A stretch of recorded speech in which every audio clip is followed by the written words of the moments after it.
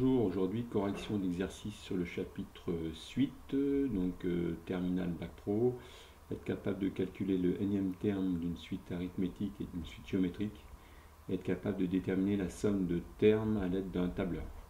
On va partir de différents exemples, donc on sera sur 6 exemples. On sait que pour une suite arithmétique, le nème terme c'est égal à U1 plus n-1 fois R. Et pour une suite géométrique, on sait que la valeur du nème terme, c'est U1 fois Q puissance n-1. Premier exemple que je vous propose, donc déterminer la valeur du 16e terme et ensuite déterminer la somme des 16 termes lorsque le premier terme vaut 7000 et si l'augmentation est de 865. Donc là, c'est une augmentation de 865 à chaque fois, donc nous sommes dans le cas d'une suite arithmétique. On ajoute bien 865 à chaque fois. Donc on sait que R sera égal à 865. Le premier terme étant de 7000, U1 égale 7000. On veut calculer le 16e terme. Donc U16 c'est quoi? C'est donc U1 plus 16 moins 1 fois R. Ça donnera donc 7000 plus 15 fois 865. Et on arrive donc à 19 975. Deuxième question posée, c'est déterminer la somme des 16 termes. Pour déterminer la somme des 16 termes, on va utiliser un tableur. Donc ici le tableur, donc mes numéros de termes, 1, 2, alors je vous rappelle que si on veut descendre, on met 1, 2, ça sert à rien de tout écrire après, on sélectionne nos deux cellules, on a mis 1, 2, donc maintenant on sait que l'augmentation est de 1 à chaque fois, on glisse vers le bas et on a nos 16. U1 on sait que c'est 7000. Quelle est la formule pour cette suite arithmétique? U1 c'est 7000, donc ici on peut mettre égal le terme d'avant, 7000, enfin la cellule d'avant, donc ici ce sera B2 plus 865. On arrive à ça, après on a mis notre formule, on n'a plus qu'à descendre, et on confirme bien que le 16e terme c'est 19 975. Moi je veux la somme de ces 16 termes, donc ici pour faire la somme des 16 termes, donc égal.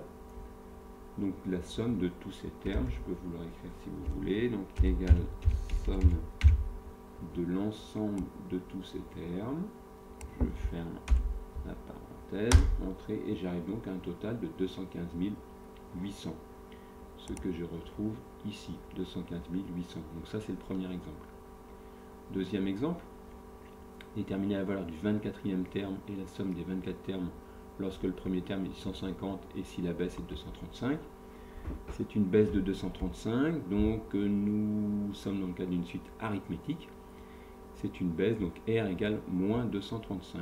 C'est pour ça que j'ai bien marqué ici R égale moins 235. U1 vaut 6500. Donc si moi je veux le 24e, c'est bien U1 6500 plus 24 moins 1, 23 fois la raison qui est moins 235. Et donc j'arrive à 1095. On me demande la somme des 24 termes, même méthode.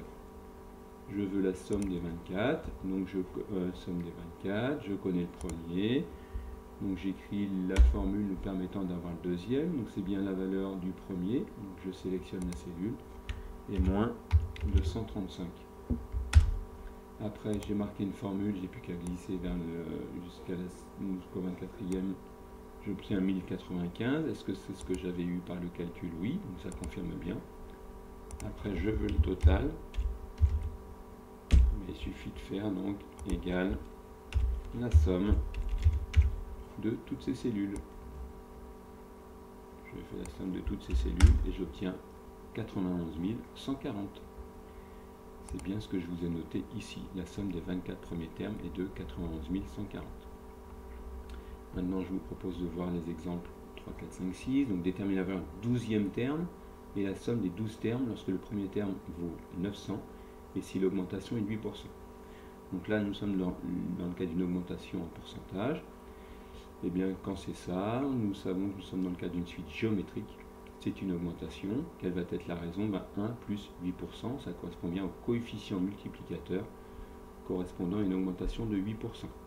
Et 1 plus 8%, ça fait bien 1,08. Moi, je veux la valeur du 12e terme.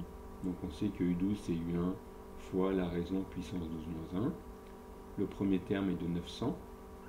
La raison est de 1,08, donc ça fait 900 fois 1,08 puissance 11. Et j'arrive à 2098,5. Je peux vérifier à l'aide de mon tableur. Donc ici, je sais que le coefficient multiplicateur, c'est de 1,08. Donc je multiplie par 1,08. Et après, j'ai plus qu'à glisser cette formule jusqu'à mon 12e terme. Et j'arrive à 2098,5. C'est bien ce que j'ai, ce que je vous ai proposé. Maintenant, je veux faire la somme.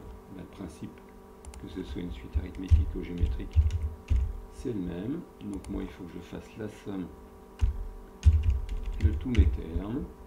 Donc je fais la somme de tous ces termes.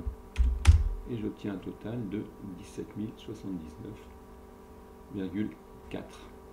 17 079,4. C'est bien ce que je vous propose ici. Voilà pour ça. Ben après, je vous propose d'autres exemples. Donc le quatrième exemple, donc même idée. Hein. Cette fois, on sait que le premier terme est 8500 et on sait que la baisse est de 5%. Baisse de 5%. Donc suite géométrique. Quelle va être la raison? 1 moins 5% parce que j'ai une baisse. Le coefficient multiplicateur est donc de 0,95. Je veux calculer le 9e terme. U9 c'est U1 fois la raison puissance 9 moins 1. Donc ça fait 8500 fois 0,95 puissance 8, c'est-à-dire 5639,1. Je vérifie avec ici. Donc on m'a dit que c'était le terme multiplié par 0,95 puisqu'on a une baisse de 5%. Je descends ici 5639. 5639,1, c'est bien ça. Je fais le total. Si je veux moi la somme de tous ces termes, égale somme de tout ce qu'il y a ici. Je ferme la parenthèse d'entrée. 62 858. C'est bien ça que l'on a ici. Donc c'est parfait.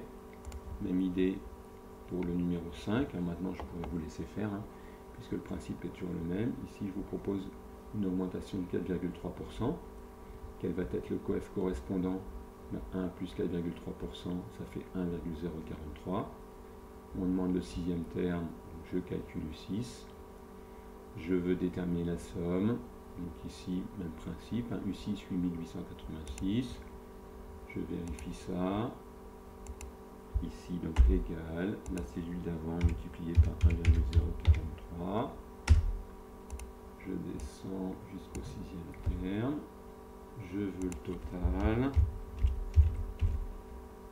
Je sais que c'est égal à la somme. Parenthèse, je sélectionne mes cellules et j'obtiens la somme 48 119. 48 119 si j'arrondis à l'unité. Vous avez le même principe pour le 6, vous me laisserez le faire chez vous. Donc vous voyez qu'ici nous sommes dans le cas encore d'une suite géométrique, puisque là on a une baisse de 6,5%. Quel va être le coef correspondant à cette baisse? On sait que c'est 1 moins 6,5%. Donc du coup, si moi je veux connaître le coefficient multiplicateur, ça donne 0,935. Ensuite, eh bien, je calcule mon 7e terme et je suis capable de faire la somme. Et voilà, bonne journée.